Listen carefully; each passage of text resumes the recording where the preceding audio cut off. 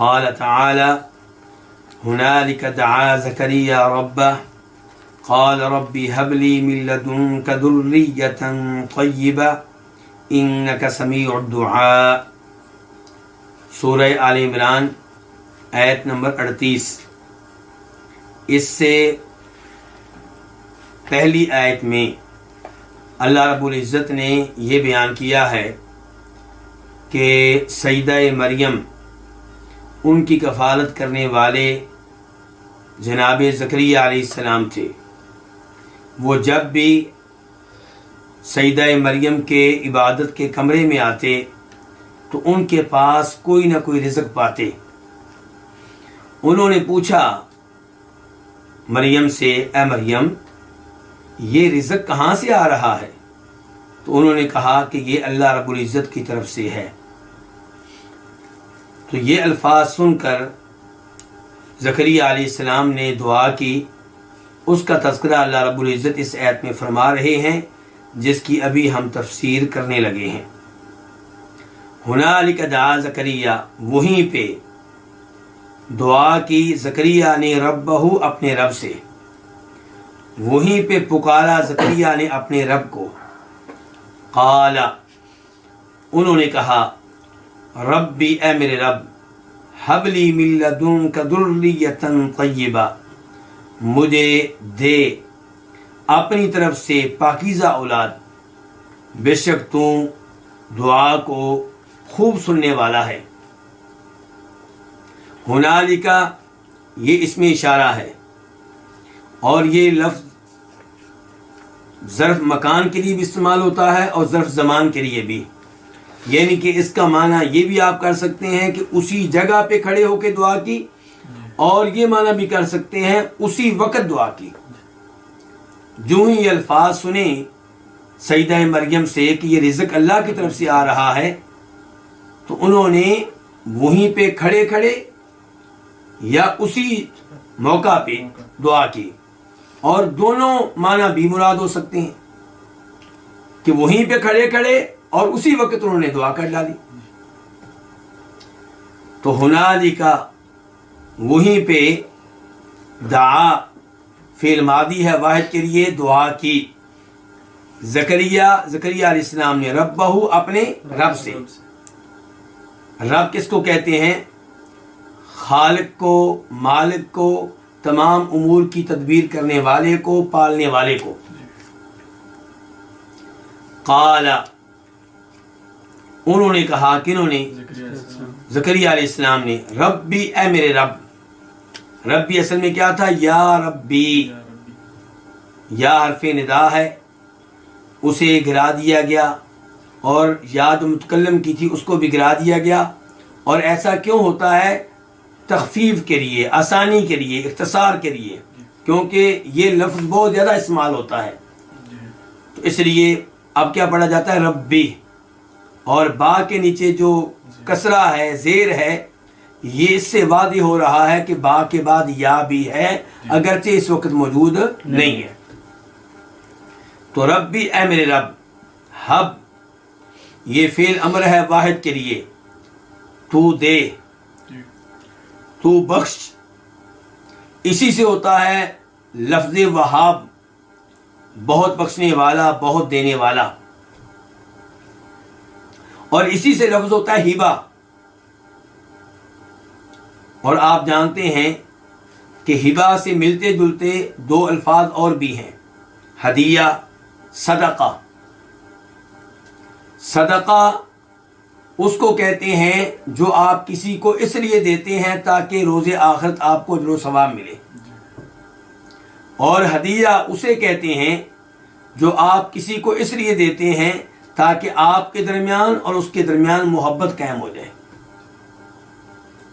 अगरचे आपको ये भी उम्मीद है कि इस मोहब्बत के हुसूल में अजर व सवाब मिलेगा, लेकिन बुनियादी मकसद क्या है कि आपका और उसका ताल्लुक मजबूत हो जाए, आपस में मोहब्बत कायम हो जाए।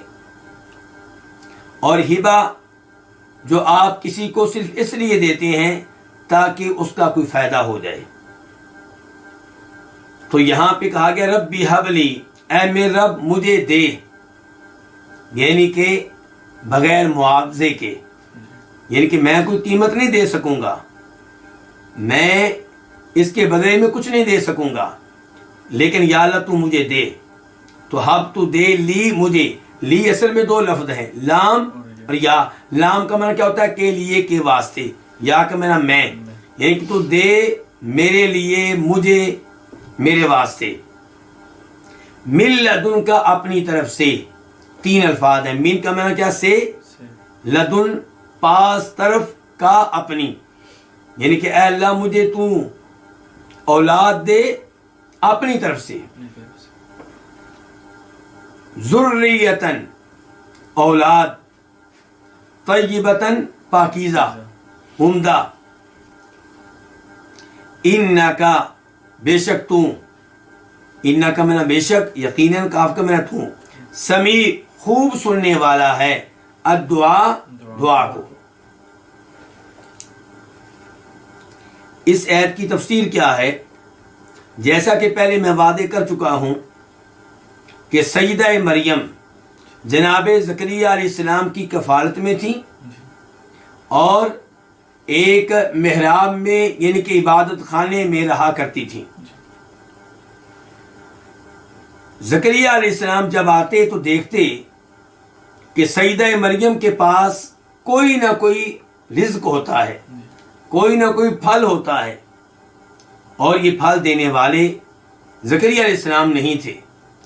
वो हैरान होते कि ये इस इबादत में, इबादत वाले कमरे में बैठी हुई है, यहाँ से बाहर नहीं निकलती, फिर ये रिज़्क कहाँ से आ रहा है?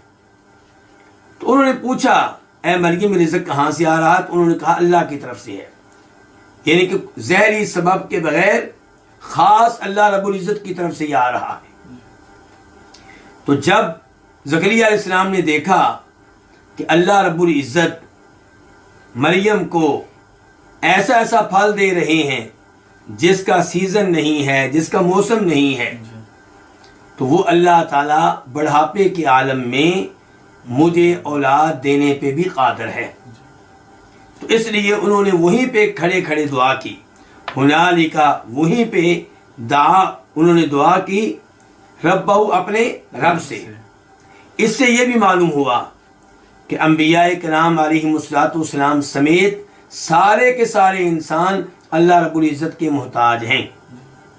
ज़करिया अलैहिस्सलाम मुश्किल कुशा होते, हाजत रवा होते, गौसे आज़म होते, तो बढ़ापे तक औलाद का इंतज़ार न करते,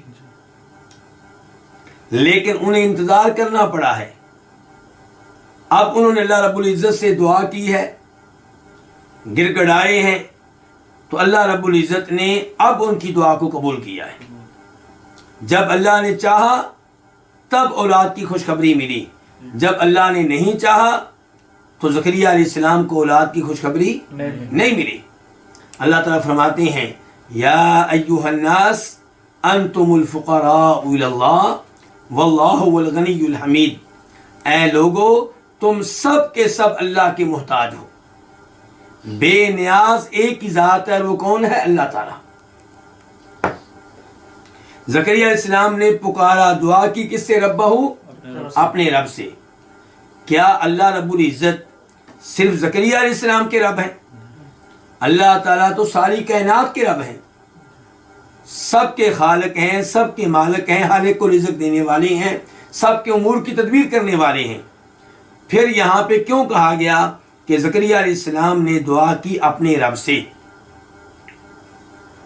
ये रबूबियत खासा का तज़किरा है कि अल्लाह ताला वैसे तो सबके रब हैं, लेकिन अल्लाह रब्बुल इज़्ज़त का ज़करिया अलैहिस्सलाम के साथ खास ताल्लुक़ है रबूबियत के लिहाज से। अल्लाह ताला उनका खुसूसी एहतमाम करने वाले हैं, उनका खुसूसी ख्याल रखने वाले हैं। क़ाला, ज़करिया अलैहिस्सलाम ने कहा, ये दुआ की वजाहत है कि दुआ क्या की। पिछले जुमले में कहा गया था कि वहीं पे ज़करिया अलैहिस्सलाम ने अपने रब से दुआ की, अगले जुमले में वजाहत आ रही कि क्या दुआ की। उन्होंने कहा, रब्बी, ऐ मेरे रब, मुझे अपनी तरफ से पाकीज़ा औलाद दे। अल्लाह रब्बुल इज़्ज़त से दुआ करते हुए अल्लाह रब्बुल इज़्ज़त के नाम रब को वसीला और वास्ता बनाया है। इससे पता चला कि दुआ के अदाब में से एक अदब ये है कि जब आप अल्लाह ताला से दुआ करें तो अल्लाह रब्बुल इज़्ज़त के किसी न किसी नाम को वसीला बनाएं, वास्ता बनाएं। अल्लाह ताला फरमाते हैं कुरान हकीम में, वलिल्लाहिल अस्माउल हुस्ना फदऊहु बिहा, सूरह आराफ, कि अल्लाह के प्यारे प्यारे नाम हैं, अल्लाह के खूबसूरत खूबसूरत नाम हैं, अल्लाह से दुआएं करो इन नामों के वसीले और वास्ते से। और अगर आप कुरान करीम में वारद होने वाली दुआओं पे गौर व फिक्र करेंगे तो आपको पता चलेगा कि आम तौर पे दुआओं का आगाज अल्लाह के नाम रब से होता है। हबली, मुझे दे, मिल्लदुन का अपनी तरफ से, मुझे दे अपनी तरफ से। इसमें इस बात की तरफ इशारा है कि ज़हरी सबब तो कोई नहीं है, मेरी जवानी गुजर चुकी, मैं बूढ़ा और मेरी बेगम भी बांझ, औलाद पैदा करने के काबिल नहीं रही, लेकिन या अल्लाह तू असबाब के बगैर अपनी तरफ से दे। यानी कि जैसे तू मरियम को वो फल भी दे रहा है जिसका सीजन नहीं है, मौसम नहीं है, और इबादत खाने में दे रहा है, वो बाहर निकलती नहीं है, वहां पे रिज़्क़ पहुंच रहा है, तो या अल्लाह मुझे भी अपनी खास कुदरत से औलाद दे। और इस लफ्ज में इस बात की तरफ भी इशारा है कि या अल्लाह तू अपनी तरफ से दे, यानी कि जैसे तू अजीम है ऐसे ही तेरी बख्शिश भी क्या हो, अजीम हो। ज़ुर्रियतन तय्यिबा, या अल्लाह क्या दे मुझे, पाकीज़ा औलाद। जनाब ज़करिया अलैहिस्सलाम ने ये नहीं कहा कि औलाद दे, कहा है कि या अल्लाह पाकीज़ा औलाद दे। दुआ करने वाले अहबाब को यहाँ से इबरत हासिल करनी चाहिए। बहुत से लोग अल्लाह से बेटा मांगते हैं, औलाद मांगते हैं, ये नहीं कहते कि या अल्लाह नेक औलाद दे, और फिर औलाद मिलती है तो उनके लिए अजाब बन जाती है और वो ये अल्फाज कहने पे मजबूर हो जाते हैं कि काश औलाद अल्लाह हमें ना देता। इसलिए जब भी अल्लाह से औलाद मांगे, नेक औलाद मांगे। ज़करिया अलैहिस्सलाम कह रहे हैं ज़ुर्रियतन तय्यिबा, या अल्लाह पाकीज़ा औलाद दे। इब्राहीम अलैहिस्सलाम कह रहे हैं रब्बी हबली मिनस सालिहीन, ऐ अल्लाह मुझे औलाद देना किन में से, नेकोकारों में से। और अल्लाह ताला सूरह ख़ाफ में फरमाते हैं रब्बी औज़िअनी अन अश्कुर निअमतक अल्लती अनअमत अलैया व अला वालिदैया व अन अअमल सालिहन तर्दा व अस्लिह ली फी ज़ुर्रियती इन्नी तुब्तु इलैका व इन्नी मिनल मुस्लिमीन, कि ऐ अल्लाह मेरी औलाद को नेक कर दे, ऐ अल्लाह मेरी औलाद को ठीक कर दे, ऐ अल्लाह मेरी औलाद को साले बना दे। तो औलाद मिलने से पहले भी दुआ करें कि या अल्लाह नेक औलाद दे, पाकीज़ा औलाद दे, और औलाद मिलने के बाद भी अल्लाह से दुआ करते रहें कि या अल्लाह मेरी औलाद को नेक बनाना। औलाद के नेक बनने के असबाब में से एक सबब यह है कि वालिदैन अपनी औलाद के लिए दुआ करें कि या अल्लाह हमारी औलाद क्या हो, नेक हो। तो यहाँ पे ज़करिया अलैहिस्सलाम ने क्या कहा है, ज़ुर्रियतन तय्यिबा, पाकीज़ा औलाद। पाकीज़ा दो एतबार से, जिस्मानी तौर पे भी पाकीज़ा, ऐसी औलाद जो नजासत से अपने जिस्म को पाक रखने वाली हो, और दूसरे नंबर पे किरदार के लिहाज से भी पाकीज़ा औलाद, गुनाहों से दूर रहने वाली, कुफ्र व शिर्क से दूर रहने वाली। इन्नका समीउद दुआ, बेशक तू दुआ को सुनने वाला है। यहाँ पे समी, सुनने वाला, अल्लाह ताला सुनने वाले हैं, इसके दो मतलब हो सकते हैं। नंबर एक, हमारी आवाज़ को पाने वाले, दूसरे नंबर पे सुनने वाला यानी कि कबूल करने वाला। इमाम नमाज में कहता है समी अल्लाहु लिमन हमीदा, अल्लाह उसकी हम्दो सना को सुने जो अल्लाह की हम्दो सना बयान करे। इसका मतलब क्या है कि कबूल करे। तो यहां पे भी समी का माना क्या, कबूल करने वाला। और जब आप कहते हैं कि समी का माना कबूल करने वाला, इसका मतलब यह है कि पहले सुनने वाला फिर कबूल करने वाला। तो इन्नका समीउ दुआ, बेशक तू दुआ को सुनने वाला है।